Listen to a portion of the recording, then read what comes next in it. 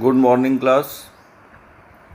Today we are to continue with our earlier topic, the meaning and concept of principles of natural justice. In today's discussion, we will focus on 3 points. Number one, the principles of natural justice in ancient Indian culture and philosophy. Number two, the different meanings of principles of natural justice. And number three, the principles of natural justice in Indian Constitution. My dear students, the ideal of procedural fairness has been an essential and important part of our cultural heritage, and therefore it is deeply rooted in our law. Though now it is believed that principles of natural justice were systemized in ancient Rome in the form of just naturally. Yet, it is relevant to mention that principles of natural justice are not new for India. The basic norms of principles of natural justice were well recognized in ancient India. In ancient India, the foremost duty of a judge was his integrity, which included impartiality and a total absence of bias or attachment. The concept of integrity was given a very wide meaning, and the judicial code of integrity was very strict. If we look at Brahaspati Smriti, Brahaspati says a judge should decide cases without any consideration of personal gain or any kind of personal bias, and his decision should be in accordance with the procedure prescribed in the text. A judge who performs his judicial duty in this manner achieves the same spiritual merit as a person performing Yajna. In addition to this, the judges and counselors guiding the king during the trial of a case were required to be independent and fearless and to prevent him from committing any error or injustice. Katyayana says, if the king wants to inflict upon the litigant an illegal or unrighteous decision, it is the duty of the judge to warn the king and prevent him. This is how independence and impartiality of judiciary was to be maintained, where even the king was to adhere to the rules of dharma, and he must be above worldly attachments in deciding the cases. The natural justice.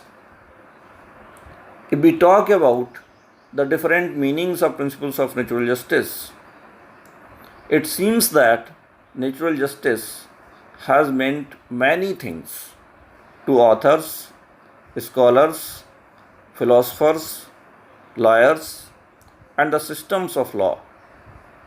It is used interchangeably with divine law, jus gentium, the common law of England, the procedural due process of United States, dharma of India, and proportionality of the civil law system.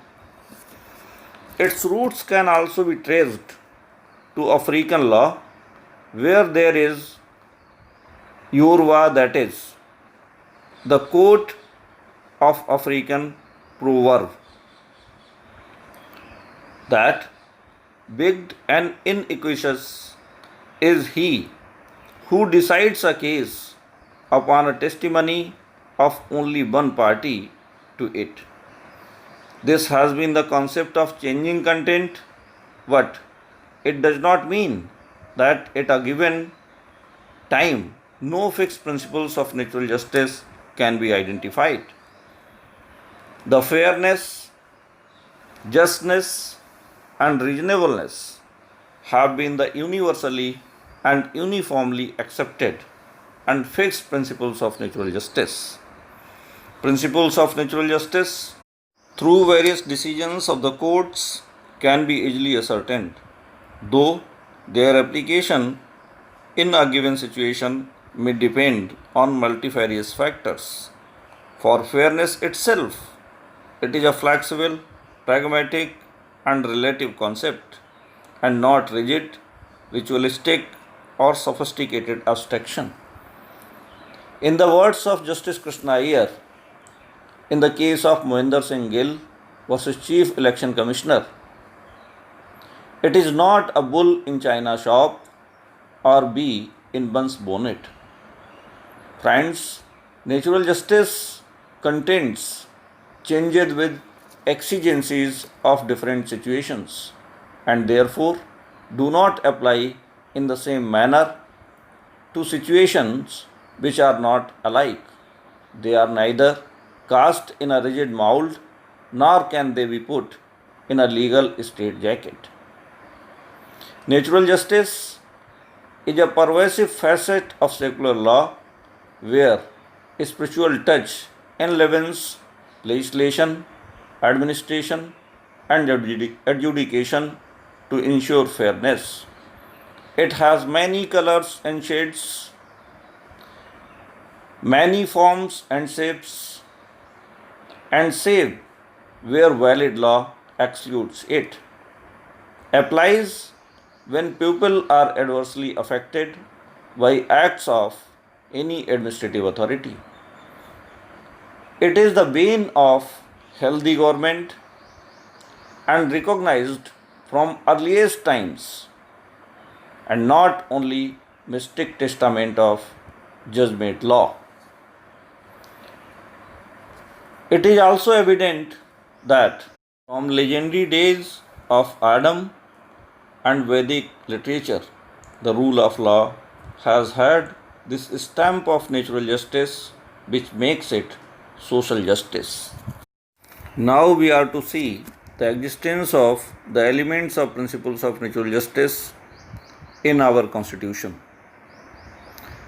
Dear students, it would be correct to say that principles of natural justice have enriched law and the constitutions of the world over in different ways. The Indian Constitution does not use the expression natural justice, but the principles of natural justice pervade the whole scheme of our Constitution. We can find these principles of natural justice in our Constitution without their metaphysical and theological trappings. Fairness has been the universal element of principles of natural justice, and this concept of fairness is very well represented by the scheme of social and economic justice in the preamble itself of Indian Constitution. We also know that duty to act fairly is the part of reasonable classification and protection against arbitrariness under Article 14 of our Constitution. The same duty to act fairly or fair play in action is a part of fair procedure required under Article 21 to deprive any person from his right to life and personal liberty. The Supreme Court of India has already established the law in this regard in the case of Maneka Gandhi, which you have studied in your constitutional law second paper, that procedure established by law under Article 21 does not mean only the procedure enacted by the competent legislature, but in addition to that, it is also essential that that procedure enacted by the competent legislature must also be just, fair, and reasonable. The court established the sufficient connection between the procedure established by law under Article 21 of Indian Constitution and the phrase due process of law of American Constitution. Now, the principles of natural justice are firmly grounded in Article 14 and 21 of Indian Constitution. It is also correct to say that all fairness which is included in the principles of natural justice can be read into Article 21 after the introduction of substantive and procedural due process in Article 21 of our Constitution in Menka Gandhi case.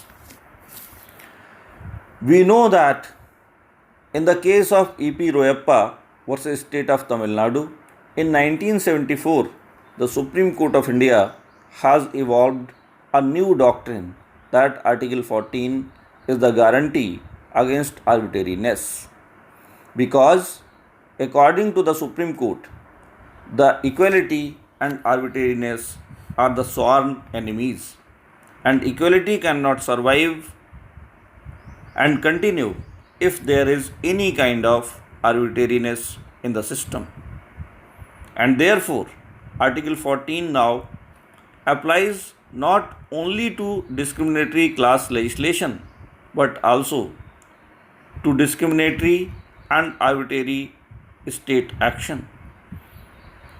As violation of natural justice results in arbitrariness, therefore, violation of natural justice is the violation of Article 14. We can also take the illustration of Article 311 of our Constitution to see the presence and existence of principles of natural justice in the Constitution of India. Article 311 contains all the principles of natural justice without using the expression as such when it states under its clause 2 that no person who is a member of civil service of Union or an all India service or civil service of a state or holds a civil post under the Union or state shall be removed or reduced in rank except after an inquiry in which he has been informed of the charges against him and given a reasonable opportunity of being heard in respect of those charges. Therefore, principles of natural justice cannot be disregarded by any law because this disregard to principles of natural justice would violate fundamental rights guaranteed under Article 14 and 21 of the Constitution.